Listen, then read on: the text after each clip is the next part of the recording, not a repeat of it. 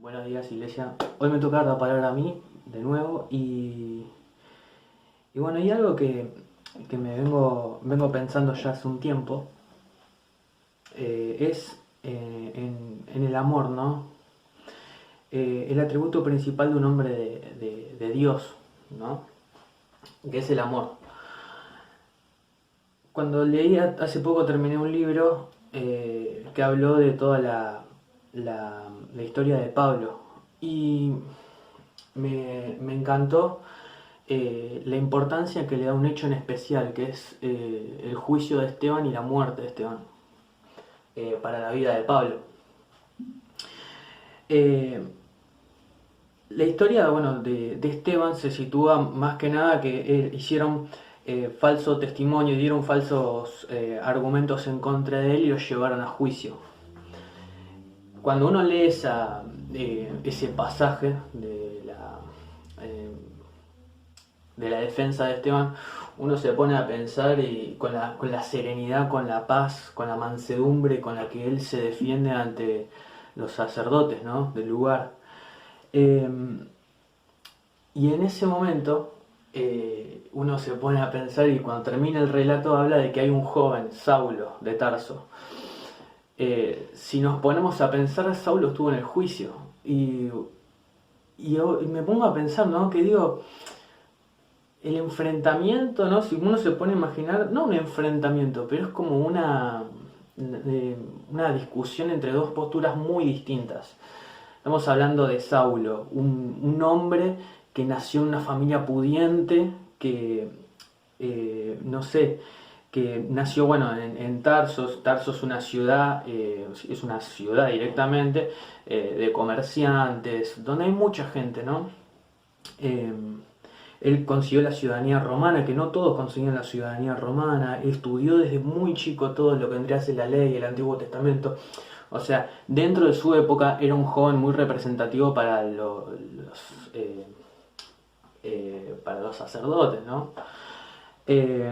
Fariseos, perdón. Bueno, estamos hablando de esa figura tan importante para ellos y Esteban, ¿no? Un joven sencillo, humilde, pero que estaba lleno del Espíritu Santo. Eh, Algo que me asombra es la serenidad con la que él se defendió. Dice que en un momento él estaba en plena defensa y su rostro empezó su rostro era como la cara de un ángel, ¿no? Eh, Eso es es algo que me llamó mucho la atención, el hecho de su serenidad y su amor, ¿no? En un momento dado, Esteban, en el capítulo 7 de Hechos, versículo 51, empieza a decirle a los fariseos: tercos y duros de corazón y torpes de oído, ustedes son iguales que sus antepasados, siempre resistiendo al Espíritu Santo. ¿A cuántos profetas no persiguieron sus antepasados? Ellos mataron a los que de antemano anunciaban la venida del justo, y ahora a este lo han traicionado y asesinado. Ustedes, que recibieron la ley promulgada por medio de los ángeles y no lo han escuchado. Es como que Esteban le tiró un terrible palazo a los fariseos.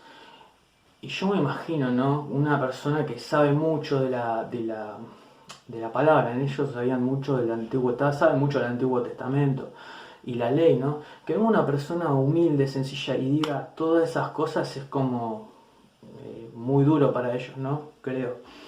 Y dice la palabra que cuando él terminó de decir eso, los fariseos se enojaron mucho, apretaron los dientes, y fue cuando lo sacaron del juicio y lo empezaron a apedrear. Lo desnudaron y les tiraron las ropas a Saulo, a los pies de Saulo, ¿no? Y él, el último grito que da muestra el amor que sobresalía de él, ¿no? Que dice: Señor, no les tomes en cuenta este pecado. Pero lo gritó a los cuatro vientos. Y yo creo que Saulo lo escuchó eso, ¿no? Y fue ahí cuando se desató la persecución. se desató la persecución hacia los primeros seguidores de Jesús, porque es como que se generó un gran odio en el corazón de Saulo al escuchar que las acusaciones de Esteban diciéndole que ellos habían matado a la persona que estaban esperando durante muchos años, ¿no? Al Mesías. Entonces, nada, el corazón de Saulo se llenó de odio por esto y empezó la persecución. El tema es que el corazón de Saulo estaba tan ciego, tan cerrado, tan duro que no podía ser, no era ni suavizado por Dios, ¿no? En ese momento él pensaba que estaba haciendo la buena obra de Dios, persiguiendo a los primeros seguidores de Jesús. Pero él estaba ciego, no veía con claridad, no veía directamente.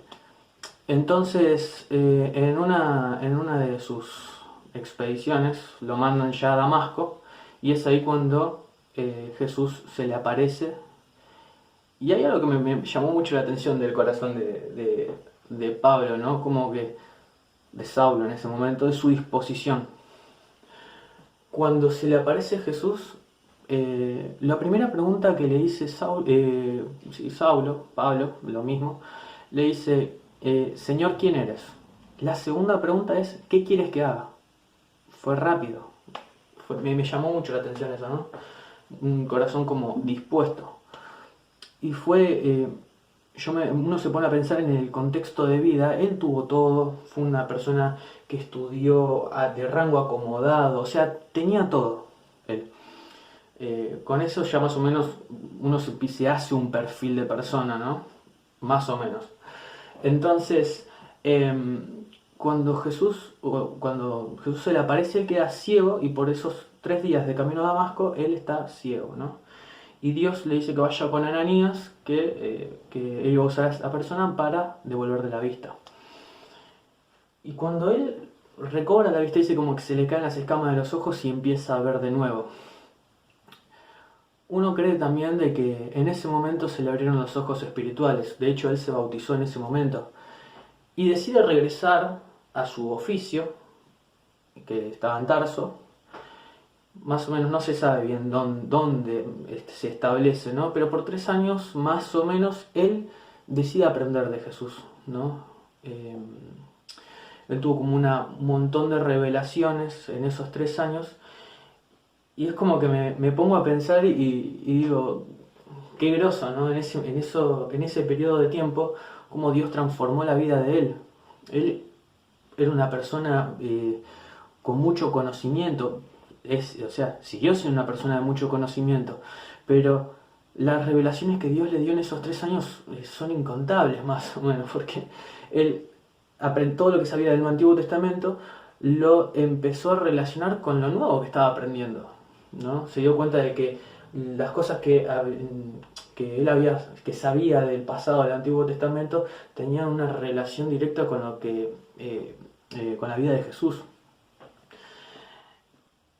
Y a lo largo después de su conversión hasta el final de su vida, uno se da cuenta la pasión por las almas que tenía él y el amor, ¿no? Me encanta cuando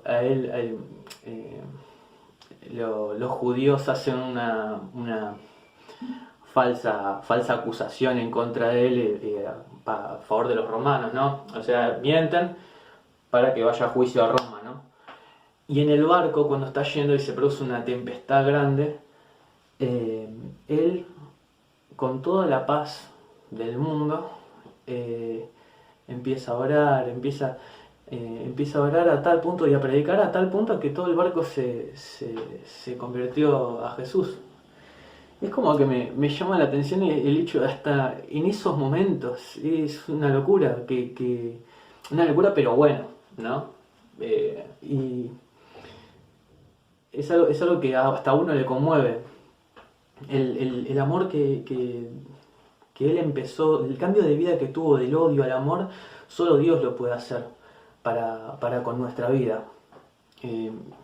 Es algo que yo siempre destaco de la vida de Pablo, cómo pasó de ese Pablo perseguidor de la iglesia a una persona que a toda costa quería predicar el Evangelio. A todos los lugares que iba, él predicaba el Evangelio. Eh, y uno se da cuenta del amor que él tenía cuando uno lee sus cartas, los saludos, con qué calidez lo hacía, los saludos, las despedidas, cómo lloraba por sus amigos, la preocupación para que las personas que iban a Jesús, se convertían a Jesús, no se desvíen del camino. Eh, Uno se da cuenta del profundo amor que tenía hacia Jesús y hacia las almas, ¿no? Que no lo conocían. Así que yo quería dejarles esto hoy, una reflexión que me estaba dando vuelta mucho en la cabeza, esto del amor, ¿no? Cómo se reflejó en la vida de Esteban y cómo ese breve momento, ¿no? En la vida de Esteban le marcó la vida a Saulo.